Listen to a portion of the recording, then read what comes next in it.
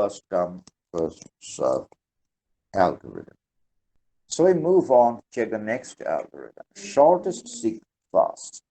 More or less kind of the same algorithms, isn't it?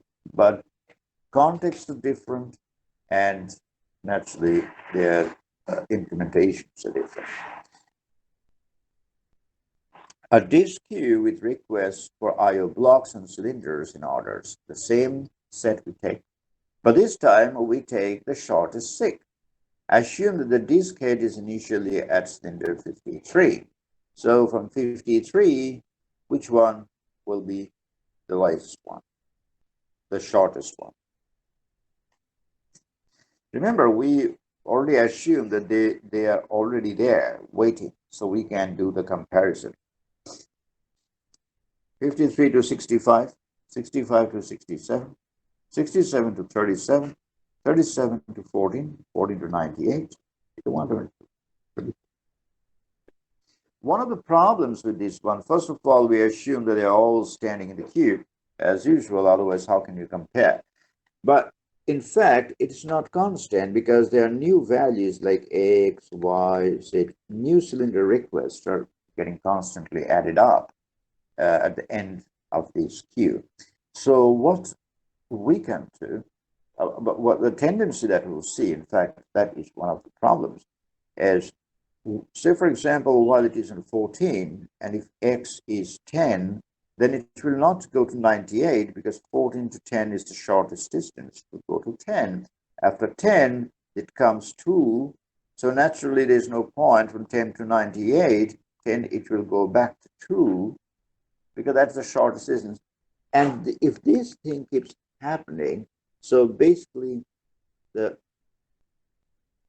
read and write head will kind of like stay right in the middle numbers, right in the central position. Okay.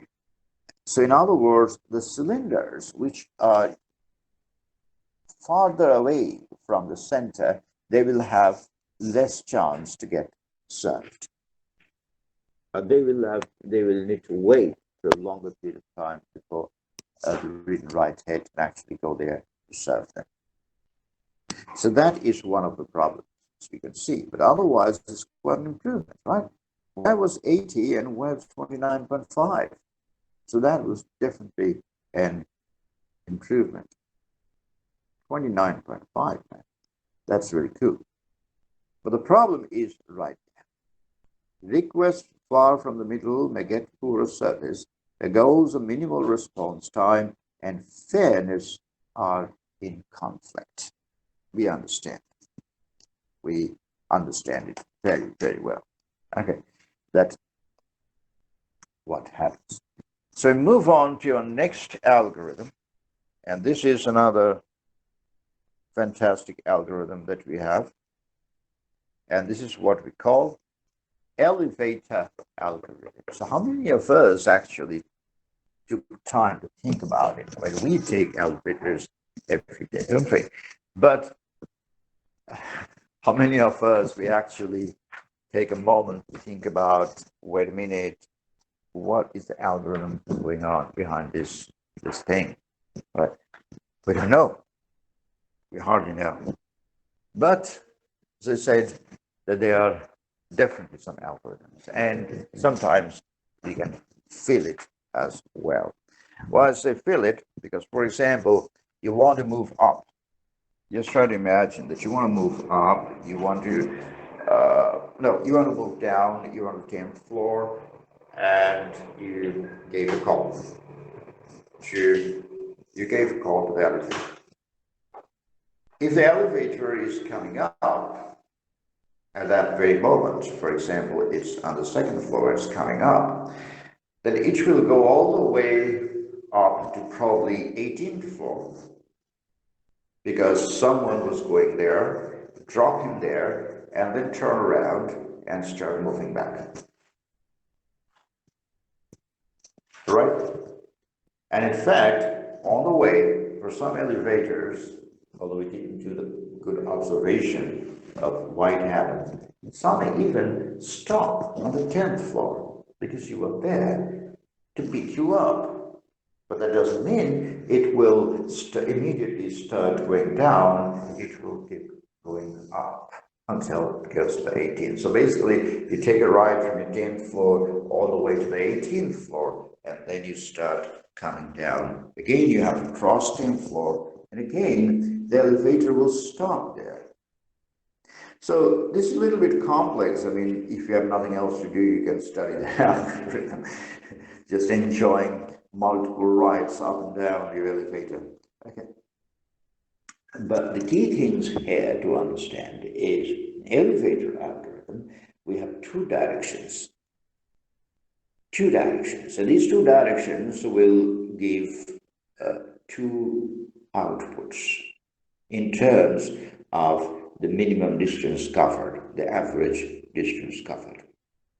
The one is the up motion, one is the down motion. It all depends. For example, that if you're standing on 10th floor and you wanted to get down, you press the button, and at that very moment, the elevator was on 11th floor. No problem, because it's already in the down motion, so it will just stop there and you jump in and hop in and you go down. But if at that very moment it was on the 9th floor, it would be so frustrating. All the way from the 9th floor, it will go down probably to the basement. And then from the basement, probably some guys will get into the elevator, take them all the way to the 18th floor, and then it will come down to pick you up from 10th floor. Again, that is what we call an elevator algorithm.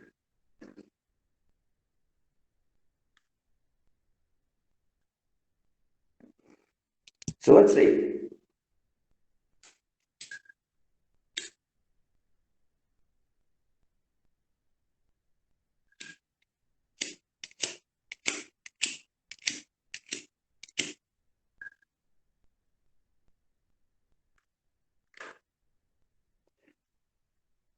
What we are looking at. We are looking at the up and the down. And we will look at both the cases. Okay, when a request finishes the disk or elevator driver checks the bit. So basically, we need to use a bit to keep track of whether it is going up or down, because up and down will have two different kinds of algorithms. And there it is. You see the calculations straight in front of you. If it is following the down pattern, it gives a slight improvement.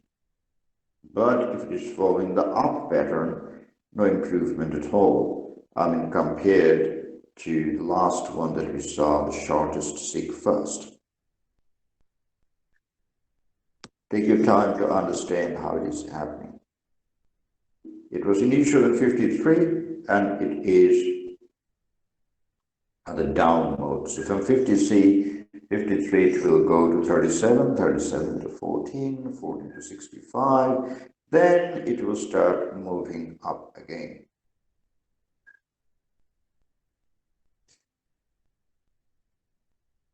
If on the other hand, if it's moving up at that very moment, it will move to 65, 67, 98, 122, and that's the way we go all the way up to 183, then turn around and start moving downward. The first one to access, in that case, will be 37, and then 14. No improvement at all. But so what can we do? So what we can do is, because remember, the next thing that we're going to look at is a frequently asked question, and for obvious reason. There's a couple of tricks involved in that. And that's all possible because here we are talking about something logical, although we refer to it cylinder, but they are logical interpretation. The name of this algorithm is slight modification of elevator algorithm. It's a totally different algorithm. Okay, the name suggests, so if you see elevator algorithm in your question, okay, you must pay attention whether it is the slight modification or not. Slight modification of elevator algorithm. That's what we call it. So how does it work? It works fundamentally on two principles. The first principle is the elevator never goes down. It only has one movement, and that is it keeps going up, up, up, and up. It moves in one direction. It doesn't turn around as we saw in the case of common elevator algorithms. It doesn't turn around and move downward. It keeps moving up, up, up. And the next assumption, that is the key, and that is where many students make mistakes. This is an assumption, and again, this assumption is possible because, as we say, that if you put cylinder number 5 next to cylinder number 50, you can. If you want to put them together, you can, because these are logical things. Okay, these are not physical things. It's all about your interpretation. So,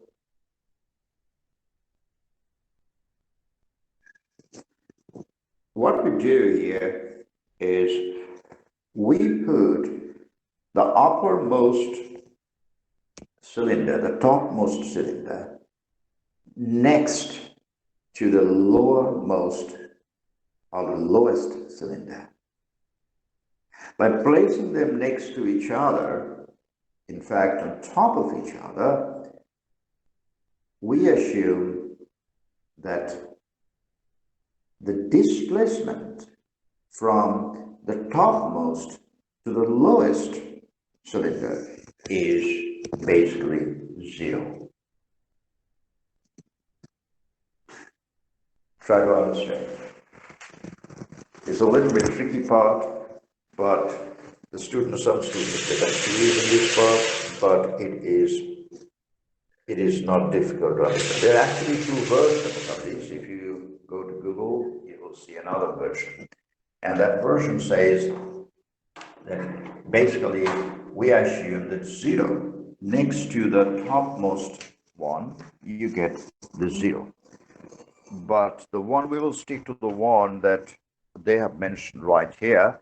And according to that, it is the lowest one. So what it looks like is very much like this.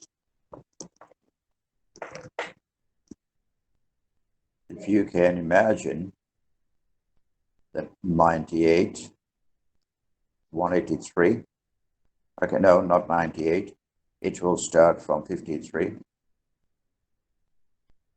We can basically take a quick look.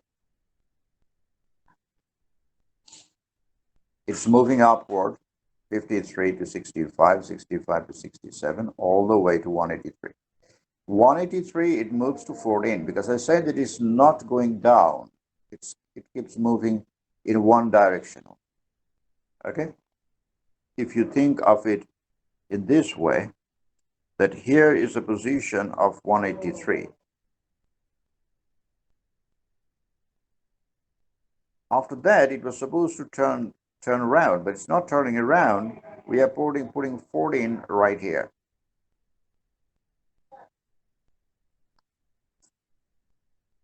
Right here. So it basically keeps moving up, up, up, up, up in one single direction. That's the first concept. And the second concept is the displacement between 183 to 14 is zero, because they are assumed to be sitting next to each other. This is our version, because there is also another version available on Google, which basically says when it reaches 183, it reaches zero. If you take zero, then you have to consider this distance as 14, okay, 0 to 14. But in our concept, it is 183 minus 14 is 0. And you see how we do the calculation? 65 to 53, good. 67 to 55, we go on doing the calculation, but then 124. But then something is missing here, isn't it? Where is 183 minus 14? We didn't, it is supposed to be there. Take a minute to understand, because this is the most critical one and most commonly asked question. 183 minus 14 is basically 0. So we didn't consider that. And see what improvement we get. That is 19.125.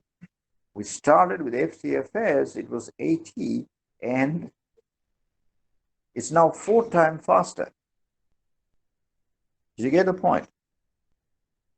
So this is essentially what we do to reduce the disk arm movement in a logical way and thereby to enhance the performance.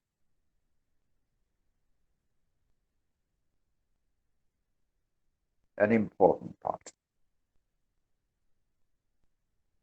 So remember, we are talking about performance, and this is what we do and when the operation is sick. When the operations, on the other hand, is read, then you apply block. I can't write in this part.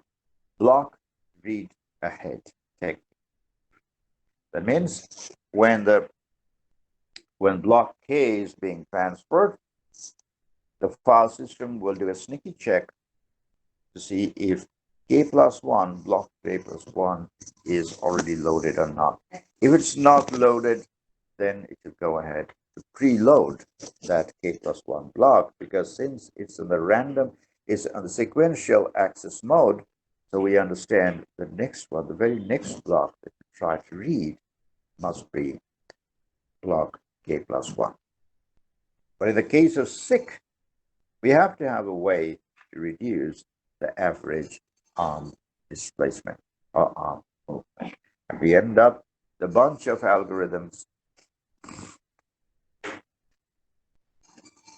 all of them elevator, slight modification of elevator, and shortest seek fast. Any of these can come in your exam. In fact, don't be surprised if 2 of them come there in the same way. Okay. So we need to be careful about that. Clear? Any questions so far?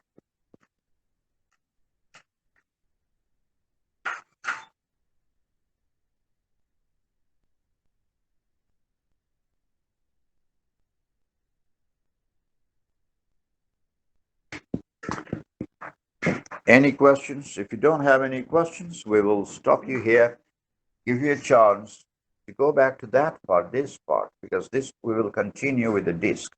Okay, we will talk about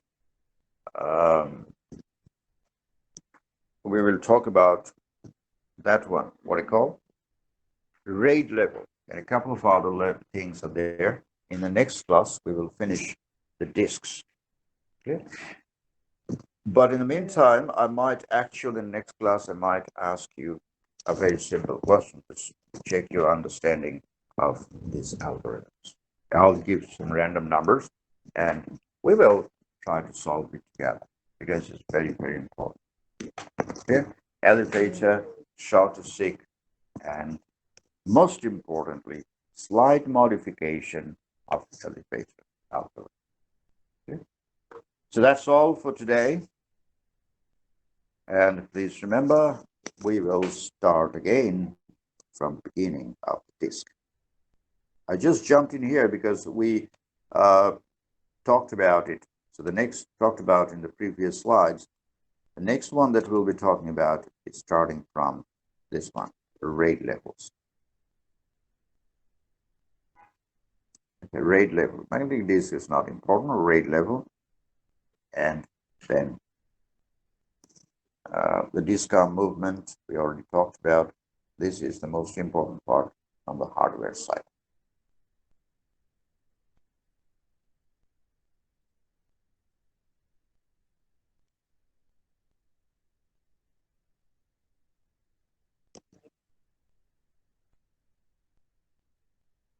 All right, we'll quickly take your attendance. Xuan Huang,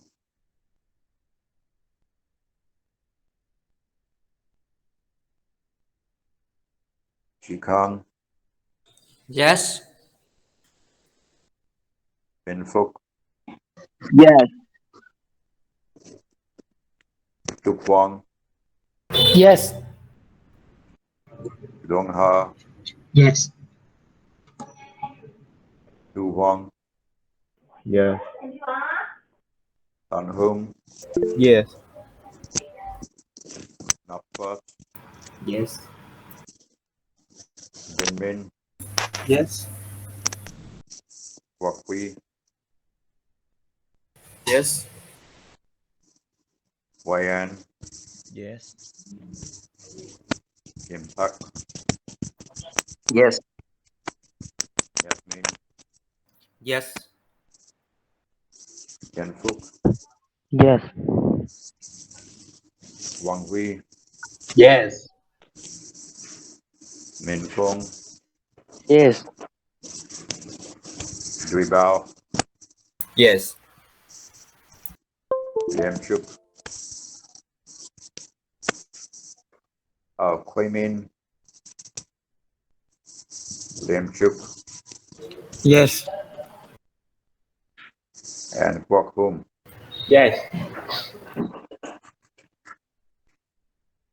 Okay.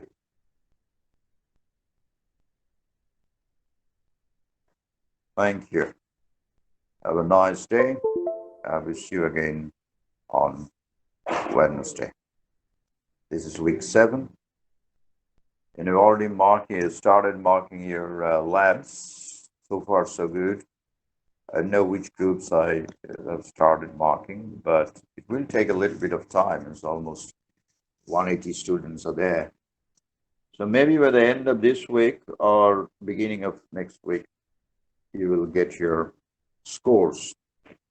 You will get your scores on your LMS. Individually, you can check it. Okay, so keep checking. All right, that's all, and see you on Wednesday. Bye.